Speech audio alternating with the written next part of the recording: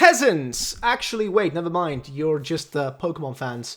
Welcome! Today we're going to be taking a look at Pokemon that about 98% of players never actually managed to catch or, have in the mainline games. These are some of the most rare and least known Pokemon that the least amount of people actually have in their teams or PC boxes. Now, if you do have any of these, then comment down below letting me know that you do have them in your PC box or inventory. But if you don't have it, then you don't have it and it is what it is. The rarest wild Pokemon of all time that you can find according to MixEllie on YouTube is this Gyarados at level 96 or even level 100, which has that 1% chance of being found. The chance is basically 1 in 10,000 of you actually encountering one. Now, to actually start hunting for one, you might notice that the encounter rate for shinies is actually higher, or it's easier rather, than getting this one. So yeah, as a comparison, it's 1 in 8,192 compared to the level 100 Gyarados at 1 in 10,000, which is drastically higher if I'm gonna be honest with you. If you want to watch a full video about like this subject and this Pokemon, I would highly recommend this video by MixEllie, which will be linked below.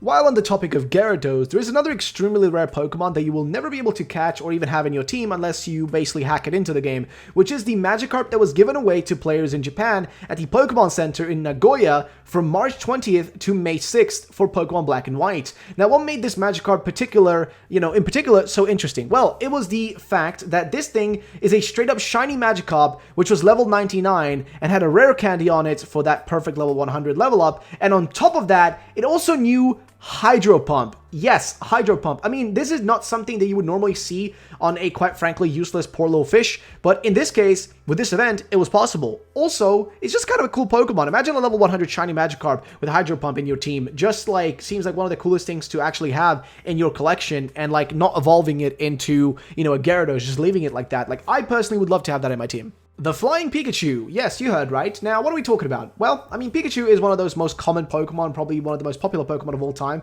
if not the most recognizable character in the world after, like, Mickey Mouse. So how can there be a rare Pikachu that only a small portion of people have ever obtained? Well, let me tell you about the rare Flying Pikachu from Pokemon Red and Blue. Now, this Pikachu is so incredibly rare that it was only given away to approximately 20 people in total, thanks to a giveaway promotion in Koro Comics back in the day. Now, what made this Pikachu so special? Well, this Pikachu in particular knew the move Fly, which is honestly bloody incredible. But that's not all though. Koro also gave away a Pikachu that knew the move Surf as well, but this one in particular was more common, as you could trade a Pikachu over to Pokemon Stadium to teach it Surf. However, the Flying Pikachu is rare of a Pokemon and has remained rare as such. Would you like a Flying Pikachu? I'd love to know. Next has got to be the bonus disc Celebi. Now, what is this? Well, this comes to us from Pokemon Stadium and Pokemon Colosseum, the spin-off games of the past. Now, what is a bonus disc Celebi? Well, it was meant to be a bonus disc for Colosseum that would include a patch to fix the berry glitch inside of Pokemon Ruby and Pokemon Sapphire games, as Game Freak had no other way to do this back then, and players,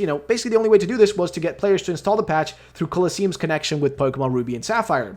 And to incentivize this, they decided to give out a special Celebi, as well as a special Pikachu, which you could get, but for North American players, they got Jirachi. Meanwhile, in Japan, it was Celebi and Pikachu, and it was impossible for English players to get Celebi or Pikachu on their English versions, through this method. So yeah, if you were in North America, a player there, or even Europe, I guess, you had no way of getting these special two Pokemon, and if you got Jirachi, let us know if you ever kept it, or if it's gone by now. Like, do you still have Jirachi from back then? Let us know in the comment section down below. And just in general, though, it's kind of sad that not a lot of people got to experience this, as a lot of these bonus discs and a lot of these like special events, they're in the past now. It's kind of impossible to get them. Getting Reggie Gigas in Pokemon Diamond and Pearl back in the day was a hassle. See, to get Reggie Gigas, you had to make sure you'd gotten yourself Regirock, Regice, and Registeel, which were only available in Pokemon Ruby and Sapphire and Emerald at that time. So you had to make sure you got all three of those and then traded them over to Diamond or Pearl. Only once you had done that could you find Reggie Gigas in Snowpoint Temple at level 70, which was also just an overall hard battle to deal with and really difficult to catch. Now, this is probably still the easiest and most likely Pokemon that everyone got back in the day, since it didn't require some crazy event that was exclusive, but it was just a hard Pokemon to get in general, and a lot of people like myself personally never got hands on it back in the day. So how about you guys? Did you actually end up ever catching Reggie Gigas, or were you one of the many that didn't? Next is the task of how to get your hands on the elusive Zoroark in Pokemon Black and White version. See, to get this guy, you had to go through quite a long task set of things, right? First of all, you need to gain access to an event Pokemon in Pokemon Heart Gold and Soul Silver. Yeah, strange, right? So this event was one where if you pre-ordered or pre-booked tickets for the movie Phantom Champion Zoroark in Japan, you would get your hands on either a shiny Raikou, Entei, or Suicune. Once you had one of these, you could trade it over to Pokemon Black and White, and it would essentially unlock the ability to catch a Zoroark at level 25. The event is sort of strange as at first it seems like you're fighting one of the legendary dogs, but it's just an illusion of Zoroark. So overall, kind of a cool Pokemon to get, not super rare, but still a rare Zoroark in particular to get.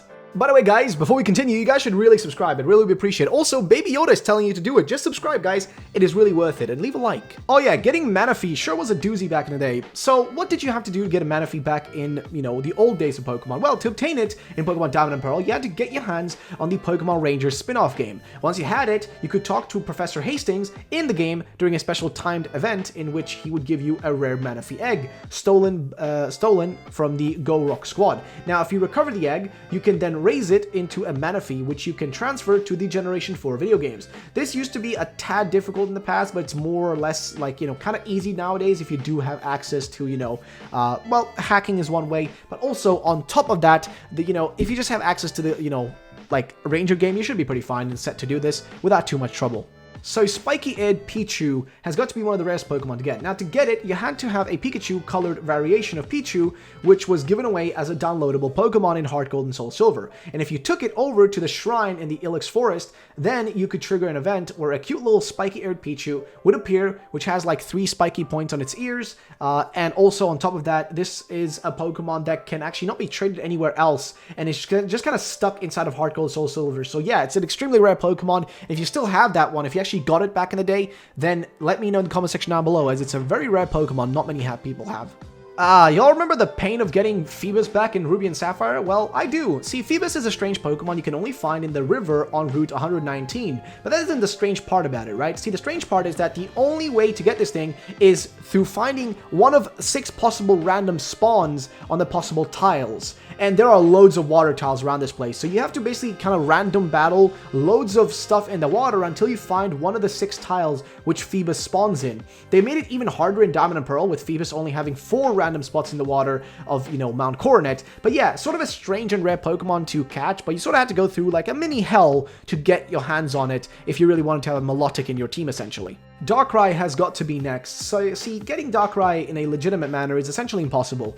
So, what is the deal with it? Well, Darkrai was introduced in Generation 4, and it was, when it was introduced, it could be found on New Moon Island. But to get to New Moon Island, you first had to get your hands on one of the member cards to gain access to the island itself through a nightmare. But the only way to get the member card was by actually attending a Nintendo-sponsored event where these would be given out. However, it can't be done anymore today, and as such, you can't get one in these games. It's kind of impossible unless you do the well-known Void glitch to catch Darkrai. Otherwise, you're more or less kind of out of luck, and you won't be getting your hands on this mythical Pokemon. Now we're going to bring up Celebi once again, but this time Celebi from Pokemon Crystal. You see, to get it back in the day, you had to go, do quite a lot of stuff, to be honest. So to acquire it, you had to first of all get the GS Ball, which to acquire that, you have to connect the game to the mobile phone with the Pokemon Mobile Phone System Game Boy. This cannot be done in specifically the United States. And also to do this, you must have all the 16 badges, beat a mini game, and complete a quiz that you have to basically do when you attend at the Pokemon Communication Center in Goldenrod City, and they will give you a GS Ball at that point, right? So yeah, it's kind of a really long way to do these things, and then once you've done that, you're pretty much set. You can go and get yourself your hands on it. Right now, in the virtual console release, you'll receive the GS Ball at the Goldenrod City Pokemon Center after you've defeated the Elite Four without needing to go through Kanto. Once you have the GS Ball, take it to Kurt, have him inspect it, and after that, then turn to the next day, and he'll tell you that a strange presence in the ball, has been kind of happening, and before dashing outside, follow him, and he'll say the Ilex Forest is uneasy, and you should go check it out with the GS Ball in particular. Now, once you get there, of course, you know what to do. You'll get to the shrine, and all of a sudden Celebi will appear. So yeah, kind of a handful of things to do if you want to get it. It was much more difficult back in Crystal, especially because you had to do the whole thing with like the mobile phone system, which honestly, how many people still have access to those things nowadays? I don't think many. Of course, in the virtual console, it's much easier, but back in the day, in Crystal in particular, this was kind of a difficult thing to get. Next is the mess of the Altering Cave. So basically, the Altering Cave is this strange place located in the Outcast Island in the Celebi Islands. It doesn't really serve any purpose besides being essentially just an empty space, but this cave was actually meant to be used to collect data from wonder spots, which would then alter the wild Pokemon found inside of the cave itself. Unfortunately, this was never completed and never worked in the games outside of Japan, and as such, the cave sort of just remains there with nothing, inside of it or possible to be done with it, within it. And here's a list of all the Pokemon that we know were planned to be in there, making them the Pokemon none of us got to catch in this cave. So yeah, none of us got to get these. Really sad, as this is such a cool idea with having the Altering Cave non-stop alter what's inside of it, but unfortunately we never got to see that or witness how that would work in the rest of the world. Next is one of those Pokemon that pretty much no one will get their hands on, and this comes to us from the Pokemon anime. So yeah, we're talking about, the classic Crystal Onyx, and how we can pretty much for a fact never expect to see it.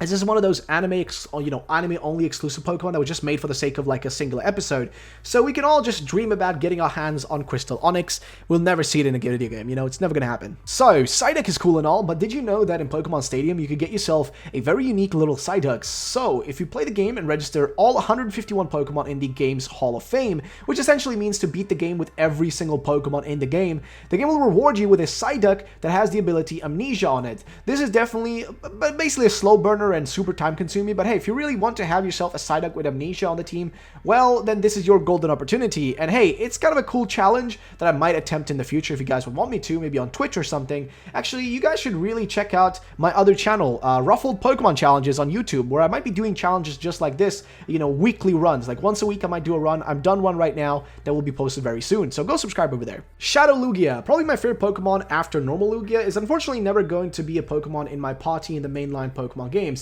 as if you do get your hands on it, you need to purify it fully, and then it can be sent over to your Generation 3 games, which is, by the way, a really awesome thing, the connectivity between the games back then. But either way, and also catching it just in general in XD Gale of Darkness is a pain, with most people resorting to just getting a Master Ball for the job, otherwise having to spend hours throwing Ultra Balls hoping to catch it. But yeah, Shadow Lugia is one of those really badass exclusives that will never get to see the light of day in your mainline party, as again, there is a way to send it over, but it will not be the Shadow Lugia you see in XD Gale of Darkness, it'll be a purified normal Lugia. And while on the topic of Shadow Lugia, there is also Shadow Mewtwo, which in itself also will never be a possible Pokemon to add to your party, as again, it's one of those anime exclusive, movie exclusive type of Pokemon that we'll never really get to experience. And of course, there is technically one available within, Pokemon, I guess, Go, but those will not be transferable over to the mainline games.